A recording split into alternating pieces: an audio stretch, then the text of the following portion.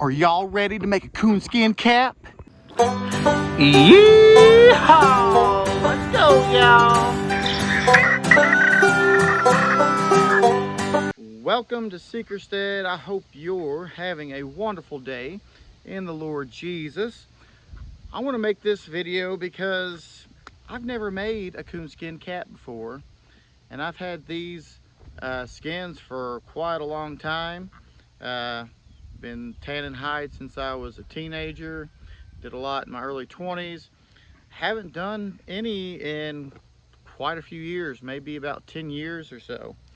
But I've had these, one specific, hanging up in my son's room, and neither one of them kind of liked them. They liked them for a while, and then they kind of asked me to take them down.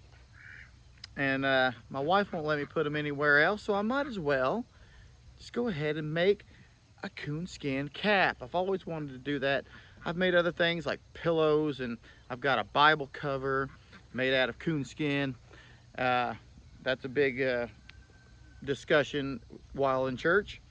But I want to go ahead and make a coonskin cap because I've never made one, and these are the ones I'm going to use to do it. I'm going to try to show you the drawings. I've already got it all drawn out. I used this string right here. Let me put these down for a second. To make my circle, I just got 2 loops there. Kind of measured it out. Put a pencil on one end to hold, and then I drew the circle for my crown here. And that's what this is right here. Hopefully you can see that. Now I'm going to do mine a little bit different. This isn't really a step-by-step video, but maybe you all will be able to watch it and get an idea of how you want to do it. Now my hat, I want to make where I'm really going to be cozy warm in the wintertime. I do not like to be cold. My ears don't like to be cold, and basically my entire face. So I'm going to make one of those goofy hats with those flaps that, you know, I could tie up here if it gets too warm. I can let it down, I can tie it up. It's going to cover my ears, it's going to cover everything. So I think the design that I've got here is going to work. So the first circle, that was the original circle. I'm not doing that one. I rethought it. I'm bringing it all the way up here. It's my new circle. I've got it kind of oval up there. My head measured, like, let me get the cat down. Measured about 22 and a half. I'm doing 23 to be on the safe side after getting it all sewn together and whatnot. I've got a square up here, or a rectangle rather. Here comes the cat again. This is going to be the forehead piece, and then I've got the side panels here. Yeah, I think you're kind of seeing that now. You can kind of see how it kind of droop. This is the bottom. This will be kind of where my chin is. This is the back of the head. This is a 4-inch space here that it's going to be sewn, and then this is all going to be just kind of dangling. Get you a good shot there. This was just kind of like a center measurement for me. My ears going to be about in this area. And of course the hair is going down on those, which is what we want. Let me show you this one more time, because the tail on all my coons that I get here in Tennessee, they don't really come with real nice long tails. So I'm having to have a strip go up to the crown area. Hope you can see that. So this will be what's cut. This is junk here. We're keeping this, and then you got your crown. So this is going to go basically down the back of my head and then those side panels are going to sew to it. So now that I've got that, let's go ahead, cut them out, sew them together, and see what we get. So I went ahead and took this hide into the house and grabbed my craft knife or X-Acto knife, whatever you want to call this thing, and started cutting them all out. Now the crown of the hat, I cut outside of the line probably about 1/8 of an inch, maybe even if that, I don't know, but it was outside the line enough to where I could get my hole for the needle like right on that line. But all the side panels and the front of the hat, I just cut just right on the edge of the line. So there's one piece right there. It's important to use a razor blade of some sort, because if you use scissors to cut this, you're going to cut your hair nearly square with your cut, and it's going to start exposing where you've sewn. So you want your hat or your bag or whatever it is that you've got, you really want the hair to cover where you've sewn this together, unless you're just going for that kind of a look. You always got these loose hairs to get off afterward. But after that, I'll show you here in just a second. Right here is all of them cut out, and I've got all the holes. That's 1/2 inch. All those little dots around are 1/2 inch apart. And so I took it outside the next day, and I went ahead and put my nail through it. Make sure you get your nail all the way through to where it actually, the width of the nail goes through. That way you have a big enough hole for sure to stick your needle through, and you won't have too much trouble. Alright, so I've got this hat finished, and I'm sorry I didn't film any of the sewing, but we are going to do a little example of that, how I sewed it together in just a second. But here's the hat inside out. The side panel, the back, and the other side. Alright, I want to show you all up close here the stitch I used. This is a saddle stitch, and I think the saddle stitch is really the way to go when you're doing something like this that's being sized specifically, because you don't lose much of what you measured. I've whip stitched things over the years, and what happens with that is the edges start rolling over and bunching up when you whip stitch, and you can lose some of that, some of your measurement. So I would recommend doing the saddle stitch when you do this. Now this particular piece here, it took me about 4 or 5 hours. I can't remember if I started at 6 or 7 in the evening, but I sewed till 11 o'clock at night. So it did take me a little bit to get it done, and I just went for it. I didn't stop. I just got it done. And so, take your time. Some of my stitches aren't the straightest in the world, but it's not that bad. I mean, I'm pretty happy with it. And these holes like this, some of y'all might wonder about those holes. That was probably done whenever I stretched the hide, or maybe whenever I fleshed it, something like that. It's not going to affect the usability of the hide. It's definitely not going to affect the insulation of the hide. You put this thing on, and you'll feel the warmth real quick. As I've got my hand in here, it's warming up already. Um, so don't worry about, small holes like that. I got another one in the back, right there. Those small holes aren't going to affect anything. And when you turn it in the right way, turn it the right way here, I'll show you. You can't see any of those holes. Let's see, where's that hole at? Right on this side, right here. Can't see it. Um, and there's other things on here you all cannot see either, which are these little snaps that I've put in there. You may have noticed that those were there and wondered what they were for. Well, like I told you, I wanted a hat that would cover my ears and I could fold it up in the hotter parts of the year. Um, there's actually one right here. Have to spread the hair away.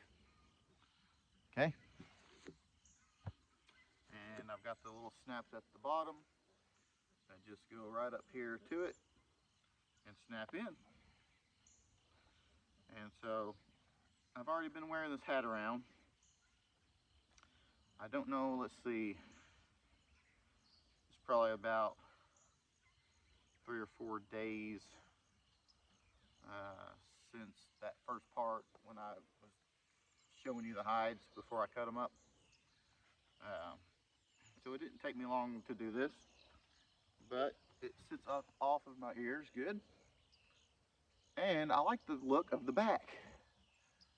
Kind of looks like a colonial triangle hat. All right, now the tail, I was talking to you all about the tail. I guess this tail is, pretty long. Uh, it was a full-grown coon. And I guess, coon tails in general really aren't all that long anyway, but I really wanted the tail to go back on my head good. And that's why I did the long, cut this strip out along with the crown so that the base of the tail would sit at the back of my skull. So the base of the tail right here at the base of my skull, and that puts the tail further back,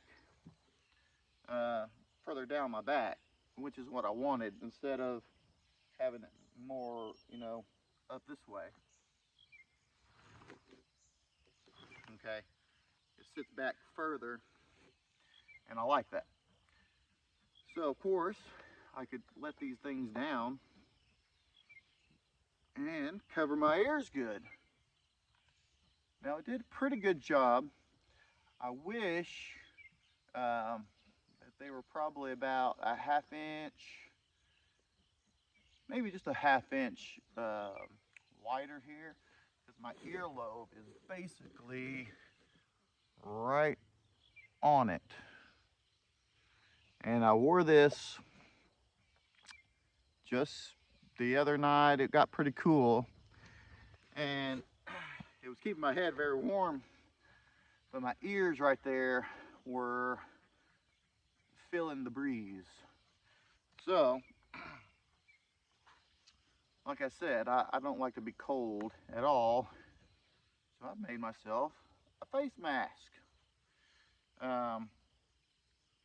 This one is made out of a raggedy fox that I had. He didn't have one of his back legs and a tail.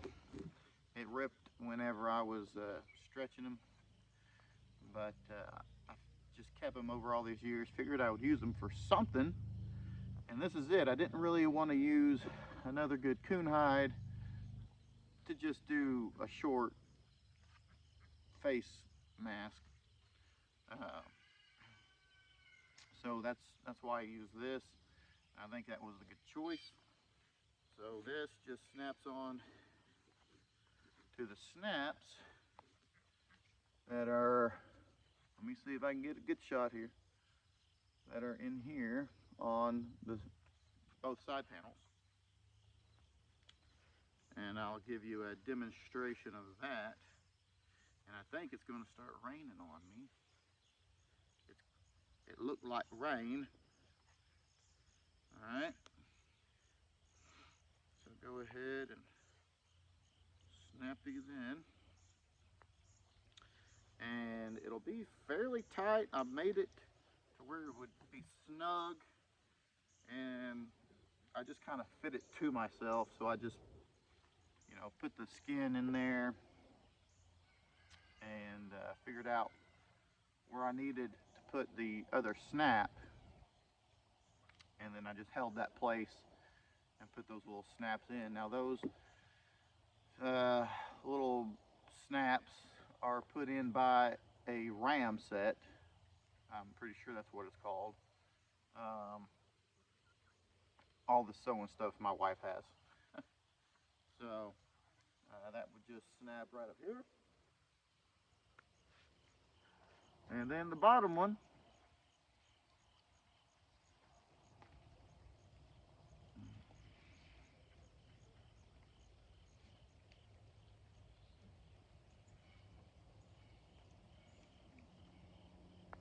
there we go. And so now I'm pretty warm. It'll work very well. I cut some of the fur that's right here. I cut it down, and I tried to cut some of that fur down so that it would not be right in my eye. Might need to cut just a little bit more, but it works well. I am satisfied with the way that this hat turned out. Now, I'm going to show you how I did the saddle stitch. You're going to need 2 needles. These are just normal hand needles. These are not anything special. These are not made for leather work. I'm all about not buying something if I don't have to. And we just so happen to have some upholstery thread. Uh, you can use upholstery thread like this. Uh, there's other, threads out there made specifically for leather work. But all you're going to do, cut you off some of this, and just to ensure that it doesn't come apart on me, what I did is I doubled it up. Seems like it's actually going to rain on me. So I wanted my thread to be doubled to make it stronger. So what I did, I just put 2 of these in together, tie the ends together,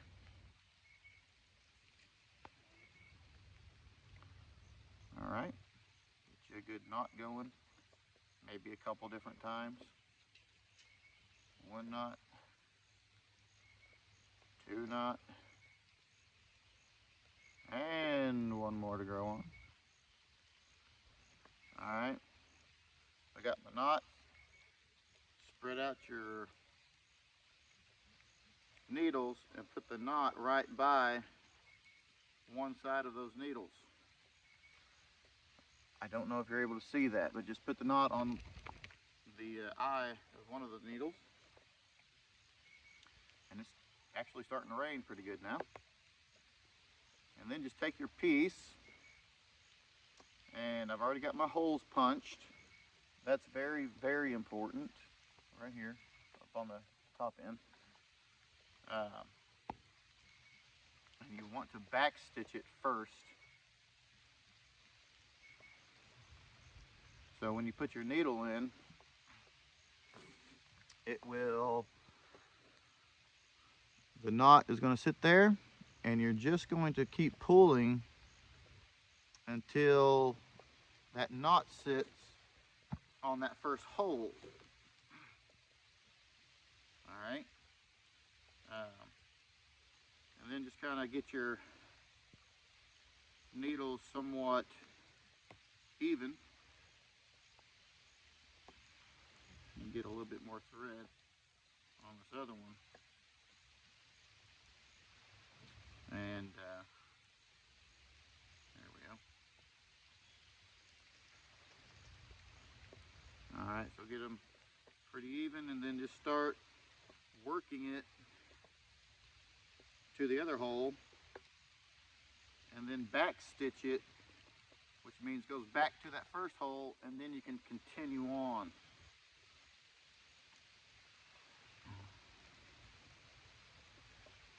Alright, so now my knot's going to stay where it's supposed to.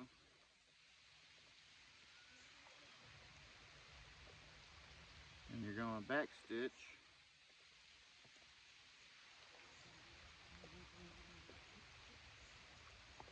And make sure you do this in the rain. I don't think it's going to rain real hard. I could be very wrong. Alright. So then carry on. And as you get to the end, let's just imagine this is the end. You want both needles to be on the same side. Just tie a couple knots and you're going to be good to go. So, what do y'all think about my hat here? Let me give you all a professional turnaround here. Let me get this off. That's what it looks like from the back